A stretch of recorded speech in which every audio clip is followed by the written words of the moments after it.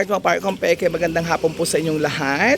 So ayan, naglalakad po ako, pupunta po ako doon sa sakayan po ng tricycle. Pupunta po ako guys sa kay Ate Inday ngayong araw na ito. Kasi nga po is, may pangako po ako sa kanya na may ihatid po ako sa kanya. May pangako po pala ako sa kanya na pupunta ako doon at saka po may pangako rin po ako na may ihatid sa kanyang chismis. Chismis talaga. So basta, hindi po guys. So, birthday po kasi nung anak niya ngayon na panganay. So, nagpangako po kasi ako na ako po ay magluluto ng tinutong. Dati ko po niluto nung birthday din nung anak niya ni Ate Inday. So, na yun, kasama ko po si Kit. Ayan, yung kapatid. Yan. So, ngayon po kami ay nag-aabang guys ng ng tricycle. Punta po sa kanang para guys makulimlim pa, parang uulan pa. Sana wag naman munang bumuhos kasi ako guys ay uuwi agad, walang kasama yung mga anak ko. So, yun lang mga Parkong Peke. Sana mag-iingat po tayong lahat at mag-iingat din po kayo dyan. At ako naman po yung nag-iingat dito. Basta humingi lagi po tayo ng gabi sa ating Panginoon. So yun lang mga Parkong Peke. Update yun lang po kayo later.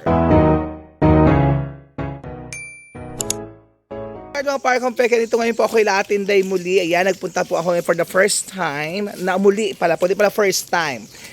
Ngayon nga lang po ulit ako napunta dito sa bahay na ulit ni Ate Inday. Sa sawing palad pa po ay wala pa po si Ate Inday. Nasasana naman ang unang aswang ng isabang. Nawawala naman po mga Parkong Peke. Pero but anyway, ako naman po ay nagulat. Kasi si Ate Inday po, ang daming mga sinampay ay uulan na hindi pa pinipinaw ng kanya-kanya mga anak. Ang kanyang anak po ay naglalaro pa. Mga bata, Diyos ko, ayan po, anak ni Ate Inday. So ang daming bag, oh. Kayo ng mga bag ito. Kayo ng bag ito. Wow, mayaman na si Inday, oh. Taray. Saan binili ni mama mo yan? Kahit wala po sa Ate Inday, mag-uumpisa na po kami, magluluto po muna kami ng tinutong. And also, after po namin magluto ng tinutong, ay kami po ay magluluto ng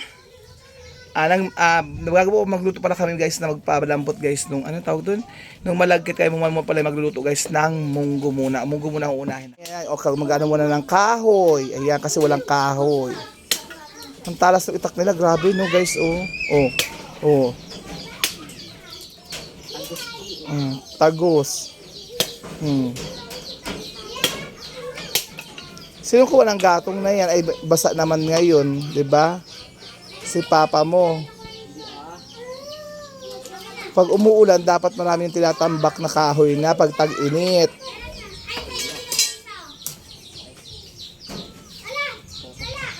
So yan guys, daldal siya ng daldal. Daldal po siya ng daldal. Ay, wala naman nakikinig po sa kanya. Ayan po, magluluto muna kami guys ng munggo. Guys, sobrang dilim po kasi nga po yung ulan. Diyos ko, dito pumanday sobrang putik dito kay Ate Inday pag umuulan. Ay nako. Ayan po, si Kito, iluna pa yung cellphone kaysa po dun sa aming pagluluto, di ba? Guys, ito po ang kawa namin sulog-sulog na umitim na. Maitim na nga po lalo pag umitim. Ayan na po yung munggo. Dandahanin mo lagay, beshi. Sayang ang munggolya.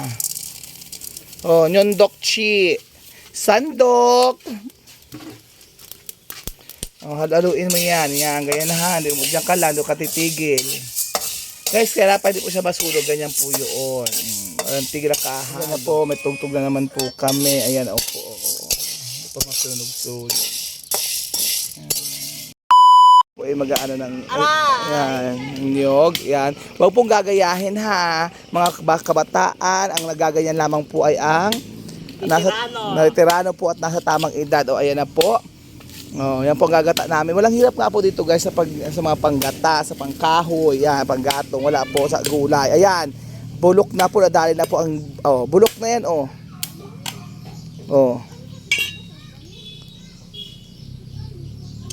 Siya po ay bulok na. Sabi nila pong nyugo. Kasi nababasa siya, Kit, eh. Aswang po ng isabang. Hello Ate Inday, dito ka nabili ka talaga. Yawa-yawan mo eh. Kumusta naman ikaw? Okay ka lang. Ayan po. Dahil po dala nila. Ay, Diyos ko. Sila po'y namili sila. Sana all. Ay, social talaga si Mari Inday. Iba ka na talaga ngayon. Hayaman ka na. Oh, ayun, ang dahil pang pera dala nila. Oh. Nag-ayuda ba kayo, ma'am? May paayuda po ba kayo? Mamayang gabi ka ba dito? Hindi po. Ay, nasusunog na po yung aking munggo. Ay, kumusta naman ang buong araw mo ngayon? Siyempre, pagod, tambak ng mga Oo, alam ko naman, hindi na sa akin bago yung labahin na yan. Sabi ng kapatid ko, abo, i-interview ka na Kimi Pasturo, napaka-sexy mo, naglalaba ka lang, grabe ang suot mo. Sabi sa akin, Oo nga, di ba? sexy ba bang? Tawang-tawa. Kaya, kailangan maganda kapag dumating si papa mo. Sabi, lumapit ito. Ba, sino ba yung lumapit? Napakagwapo naman niya. Hindi na kilala yun. Hindi na kilala si Onyok. O, nung in-interview ko kayo, Si Capri yan, Capri. Tawa-tawa. kumusta naman at ikaw, iba't gabi ka na magluluto? Natamad sana ko. Kawawa nung anak ko panganay. Ma, birthday ko bukas 24. Bahala ka. Tapos kaninang umaga. So, happy birthday, hinalikan ko siya. No? Happy birthday, binata ko talaga ang anak ko. Sabi ko, aba, lumulong ka yung mata. Hindi ko matiis yun kahit ganun mo. Eh, si Bunso, kung birthday, marites mo. Hindi, may handa naman sila lahat. Kahit kaunti, mayroon. Diba? At least makaraos. Yun ang ano. Kaya nga. Yung basketball. May extra sila kanina mag-ama. Sabi ko, kumupit pa ng 400. Sabi ko, kumupit ka ng 400, mag-birthday ka ngayon. May paghandaan kita kahit papaano, kahit konti man lang. Oh, At ibinalik sa akin. Mas mayaman ka sa akin ngayon kasi naka-order ka ng mga bag sa Shopee, balita ko. So, anuhan ko talaga, pinaglaanan ko yun. Kahit papaano, kahit mamurahin. Basta, mayroon. Ay, bakit yung bag na binigay ko sa'yo hindi mo pinagamit? Ay, mas maganda dun yung sa in-order mo sa Shopee yun. Labahan ko, oh. Meron pa sa bahay 3. Oh? Mm-mm. Akin na, para may iba-iba naman. Para papalit ba? Pare-paras din laan naman yun. Kahit na, basta pagpalit. Oo, dadalhin ko. Basta pagpunta nyo doon sa bahay, kung kailan ka maligaw doon, Ginamit din dadalhin ako, ko. Ipagamit ko sa Lunes. Okay. So ngayon, yung pala ay si Janjan pala ay nag-extra para may panghanda siya. Kuawa naman Andun nga nagbabasketball siya, parang talo na naman ata eh. Pustahan. Oh, talo talaga. Kasi nung Ate Inday, ako may share din sa iyo, di ba? Nung 21, pumunta ako ng Phase 1. Nandun siya sa basketball, nakayakap siya dun sa may poste, share ko lang po ang kwento. So, may sumisit, hindi ko alam. May patuloy ako, sabay kawin sa akin. Si Janjan po, si Janjan. Oo. Hindi na siya nahiya sa akin. Oo, nahiya sa akin. Hindi naman daw siya, actually, sabi niya, hindi naman daw siya nahihiya. Hindi naman daw siya natatakot, nahihiya lang daw siya sa akin. Hanggang po doon, busy rin po ang si Kuya Onyok dahil birthday po ng kanilang panganay. Kaya titignan natin kung anong ginagawa ni Kuya Onyok. Kuya Onyok, anong ginagawa mo? Ay, panggawa na, palingas ng apoy. Pang-apoy ba yan? Ay, maganda yan Kuya Onyok. Diyan tayo mag-iit ng tubig. Ako ng tubig. Oo, nakadalawa na si Kit, patatlo yung kanyang diba ang galing ni Kit. I'm so proud of you, Kit. Naghuhugas na siya ng malagkit. Ayan, si Ate Inday. So ito po si Marites. Ayan.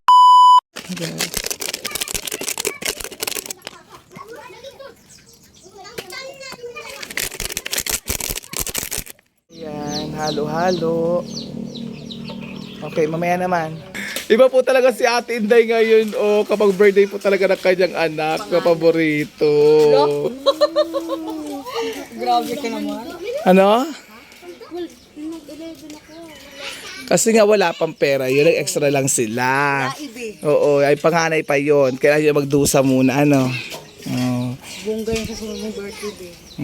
Nakain ka naman, Oh, yan. Oh, ang ganda dahil pang panghanda natin. At mga parkong peke, nagkakarindihan po ngayon dito. Nagkakabisihan po lahat dahil nga po sa birthday. Birthday bash po ng anak ni Ate Inday na panganay na si Janjan. Kaya ngayon po, nag-busy si Ate Inday, busy si Onyok. Dahil sa kanilang panganay na anak, sila po ay busy. Ganun man talaga, kahit wala ka na, Pero kapag pagdating sa anak, kahit yung natatabi mo, ay talaga mailalabas mo pagdating sa iyong mga anak. Doon talaga ang mga magulang mahal naman ang kanilang mga anak. Kahit pagod na pagod ka na, kahit wasted ka na, ano naman ang message mo kay Janjan? Sino mong inani ko, mag-aano ang lawa. Paano, magkumusta naman? Ano naman masasabi mo kay Janjan, message mo? Kasi kaarawan ng iyong panganay. Huwag ka tumawa. Sabi mo sa birthday ng anak mo, message mo. Ay, Jan, Jan, nagpapasalamat ako na kahit ngayong araw to birthday mo, talagang pinaghandaan kita kahit kaunti, kahit papaano, basta masilibrate lang yung birthday mo. Tapos ay sana magpakabait ka, magbago ka na sa ugali mo. Talaga naman siyang mabait na.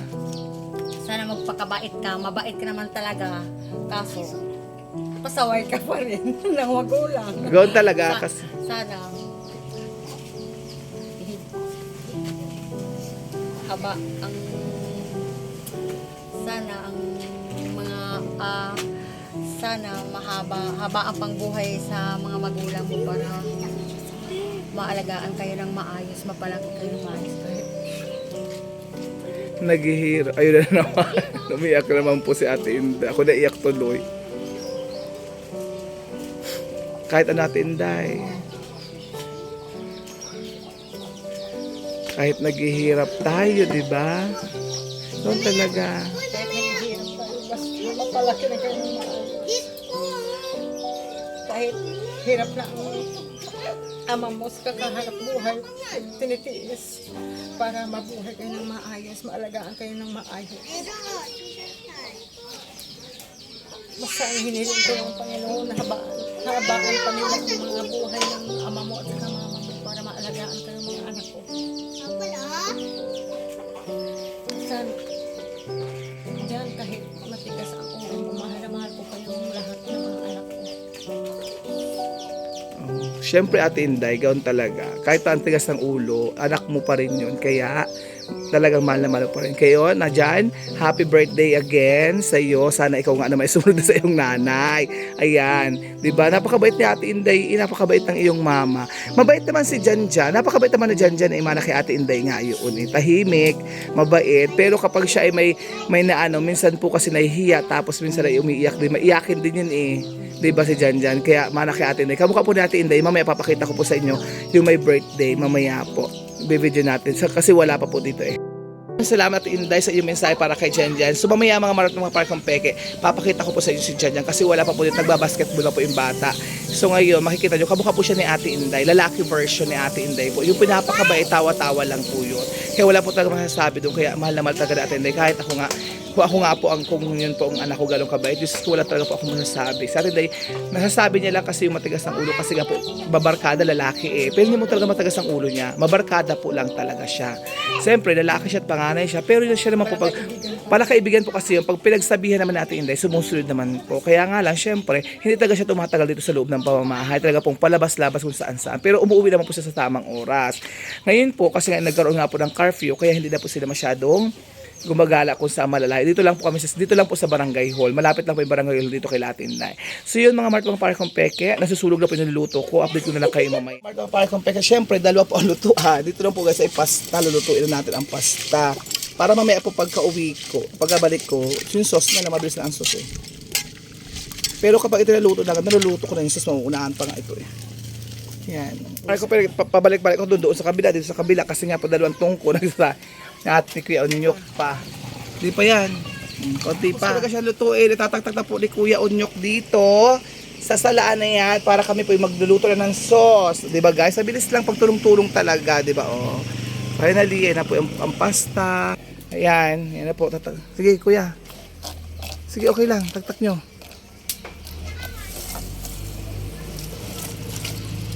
Ayan guys. Ayan, okay, sakto lang man din po oh. 'Di ba? Guys, ayun yung pasta. 2 kilo po yan. Pare kong peke, ang next ko naman po ay sauce na po ng spaghetti. So, hindi ko pa po guys maluto. Kasi matagal guys maluto yung aking tinutong. So, wala pa rin po kasing gata. So, yun lang mga pare kong peke. Sana makapagluto na agad po ako ng sauce. Kasi nga po, ako po yung uwi pat ng luluto pa ng pagkain para sa mga anak ko. Busy sa paghihiwa ng hotdog. Last kong hiwain, hapon ni Unyo. Ano ba yun? Mga Markong Peke, ayan. So mag-ano na po kami ng mga gaito-gaito dito si Ate Inday kasi po. Tago na yan. Oh, itago na lang daw po kasi may birthday yan pa naman po kasi ayaw ni Ate Inday ng sobra, ni Kuya Onyo kan sobra-sobra. Tapos na po yung aming spaghetti sauce, so sasali na po namin.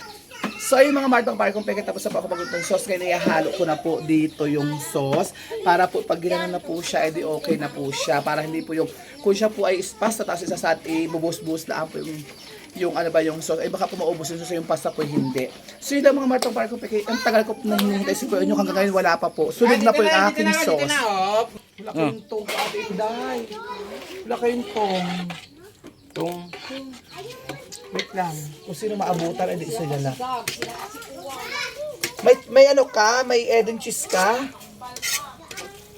Kambal pa daw. Gusto naisip ni Ate Inday yung mga yun.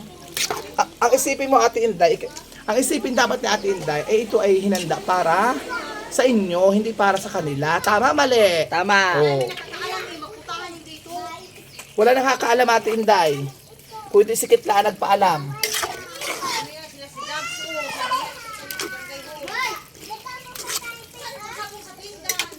Wala naman kayong sabon eh. Kuya, Papa, naglaba ka ah. Baka kami naman. Si Papa yung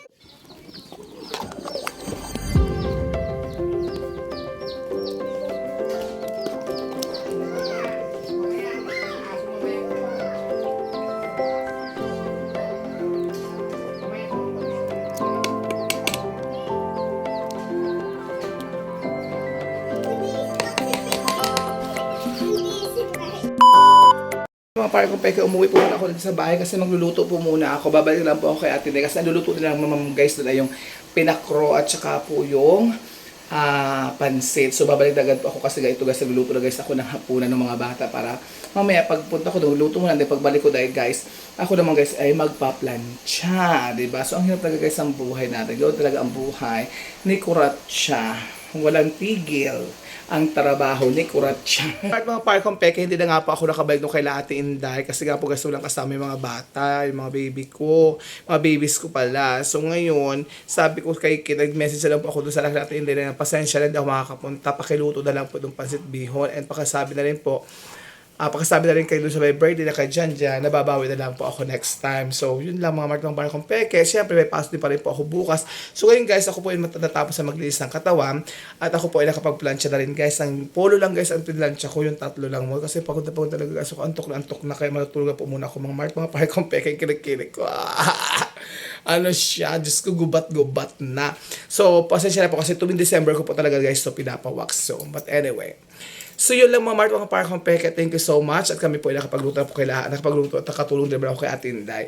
So naluto ko naman po na yung tinutong and also yung spaghetti. So bago pa ako umalis. Kaya nga lang, hindi lang po ako nakabalik. Pasensya na po Ate Inday, hindi po ako nakabalik ha. And also kay Janjam. So yun lang mga Pare kong Peke, kung dito po natapos po ang aking live for tonight. Kung kayo po hindi pa nakafollow po sa akin po lahat ng social media account. Ayan, ipopost ko po dito sa aking screen. Ayan, maraming salamat po sa inyo mga Pare kong Peke. Kung nasaan mo man kayo ng sulok ng mundo, mag-iingat po tayong lahat. Lalo na po yan dito sa Pilipinas, lalo na po nakatira po sa Batangas, sa malapit po sa Taal. So, meron po tayong smog, volcanic smog. So, mag-iingat po tayong lahat. So, magsuot po tayo ng face mask para ligtas po tayo. Lalo na po dun sa may mga respiratory disease dyan. Like for example, yung kagaya po ng mahinang baga or may hika. So, dapat po tayo mag-face mask para makaiwas din po tayo sa anumang sakit. Yun lang mga Pare kong Peke. Paalam po sa inyo lahat at tayo pong ulit magsasama-sama sa susunod po ng aking pagbablog. Bye-bye and good night everyone! Wow. Thanks for watching.